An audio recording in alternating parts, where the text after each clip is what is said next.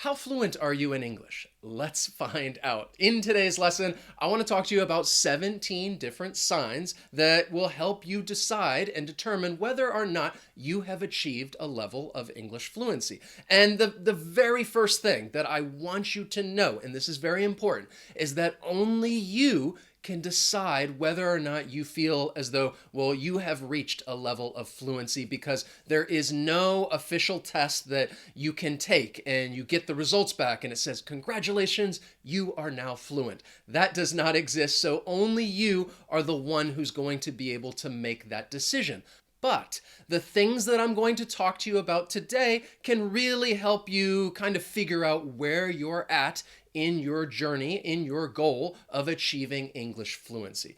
Let me quickly introduce myself. My name is Wes. The channel is Interactive English, which is all about trying to help you achieve your fluency goals. So if that's what you want to do, please subscribe, turn on notifications so that you will learn about future lessons.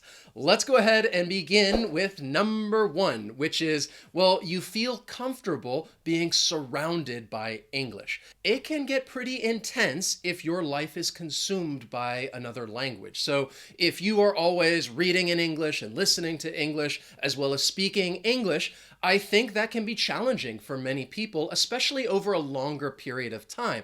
But when people reach fluency, I think there's just a natural comfort that someone has being surrounded by another language. So if you feel comfortable and you don't get burnt out, which means you just get exhausted by constantly being surrounded by English or any other language, well, then that's a good sign.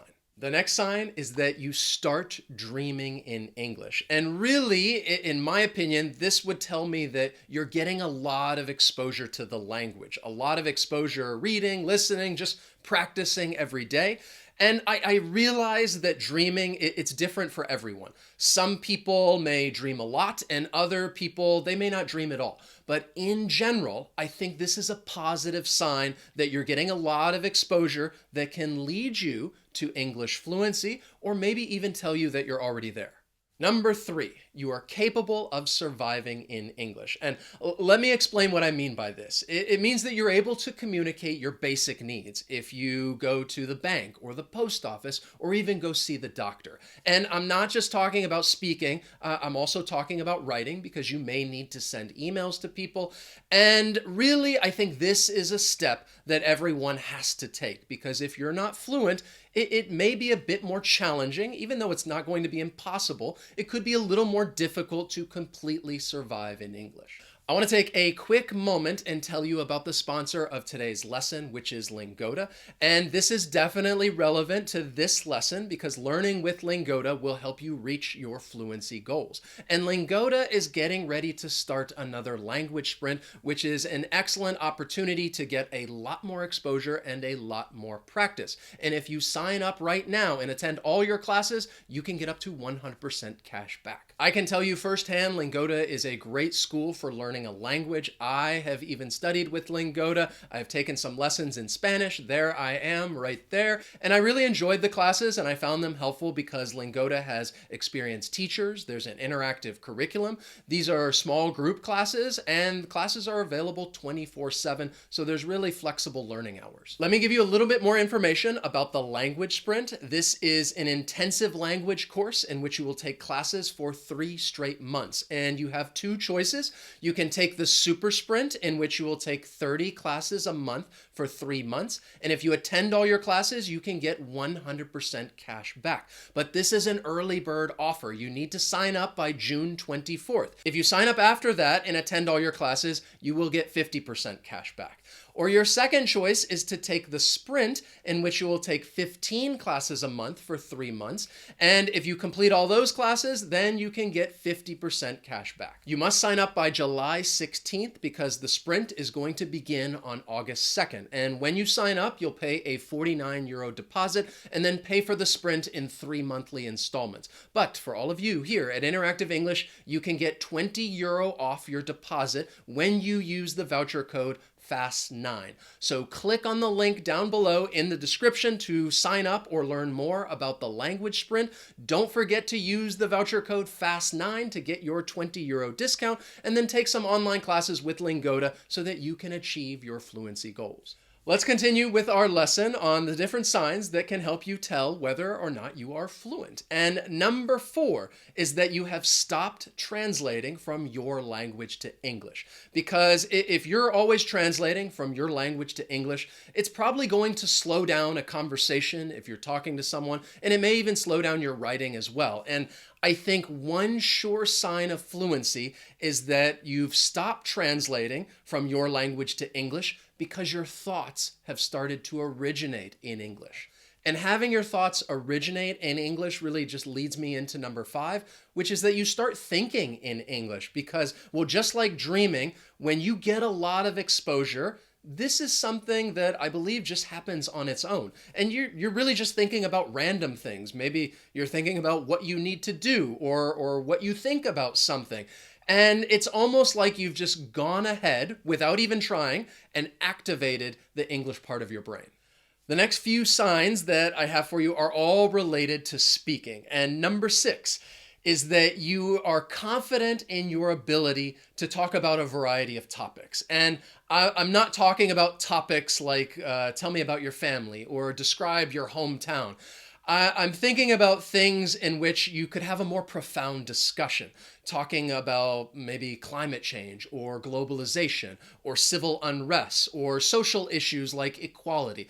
I'm sure that you have opinions about all of these things. It doesn't mean that you have to be an expert, but you need to feel confident in your ability to express those opinions. And overall, I think it really just demonstrates that you are confident in your own speaking fluency. Number 7, you speak without frequent pauses. And I think it's normal and natural for you to use fillers. Everyone uses them, fillers like or And you just don't want to overuse them because often I think it means that you're searching for the right word or phrase or sentence.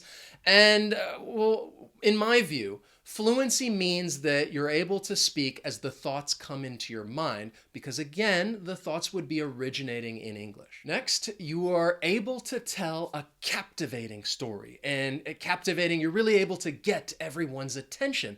And this is really like when you would be letting your emotions speak. Perhaps you're very passionate about the story you're telling. And we would know this because you're naturally using intonation and emphasis to make the story sound more interesting. Now, I want to talk to you about a few different signs related to listening. And number 9 is that you're able to watch a TV show or movie and understand about 85%.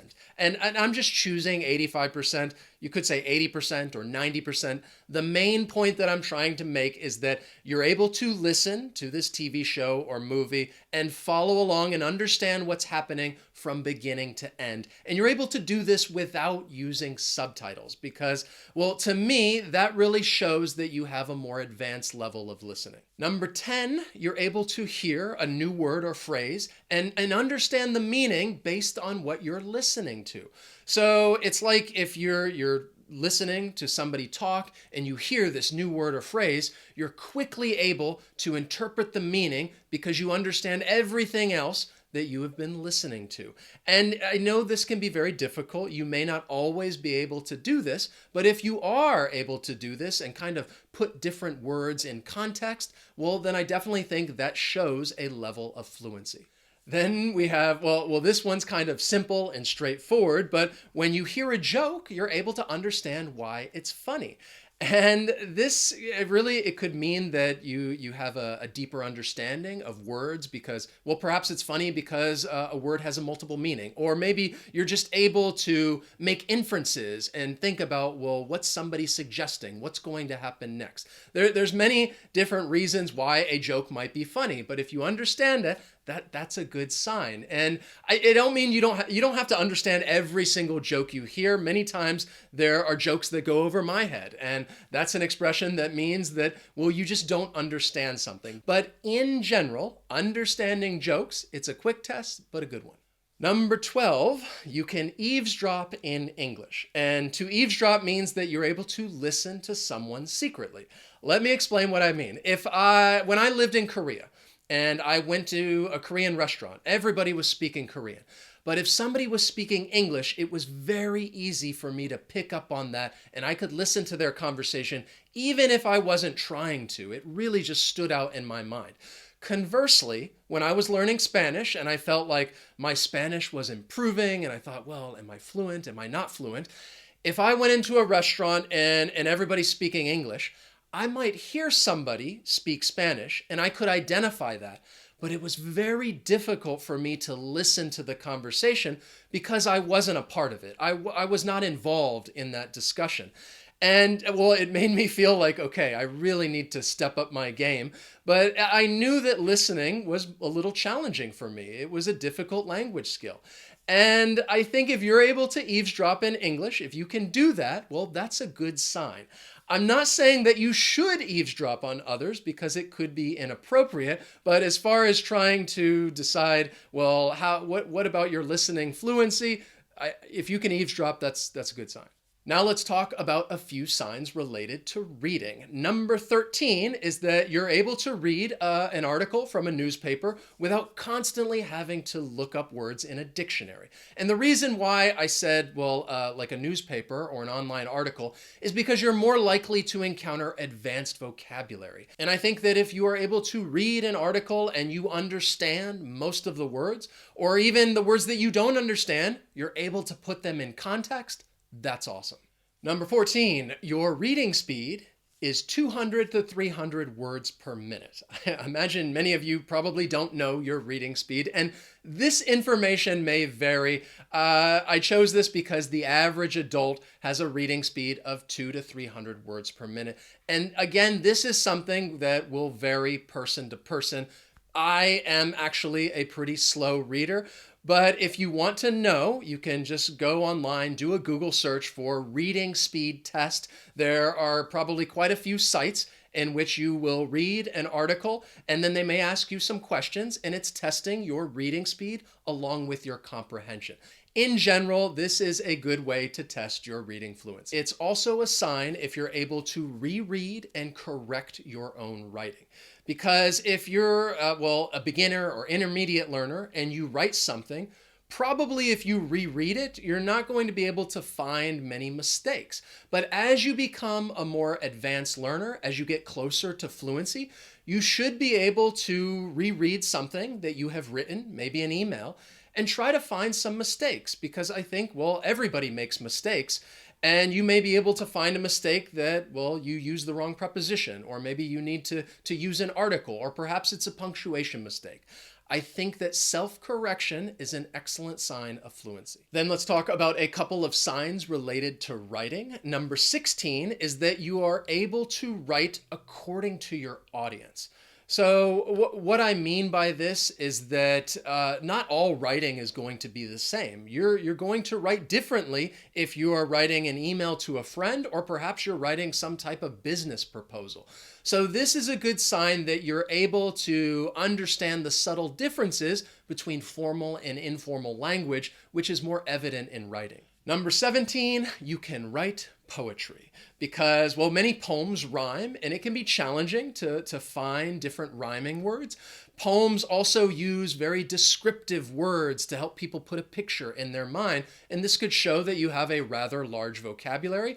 And I think poems also, people will compare things using similes and metaphors, which shows that you can be creative with the language. And I think language creativity is a sure sign of fluency. And speaking of writing, I would love it if you would write to me in the comments. Let me know if you have passed any part of this fluency test. And of course, you do not need to check all of these off in order to consider yourself fluent. Again, you are the only one who's going to be able to make that decision. These are just some suggestions, some things to keep in mind so you can tell where you're at on your journey to English fluency. If you enjoyed the lesson, please hit that like button. As always, thank you so much for watching, and I'll see you next time.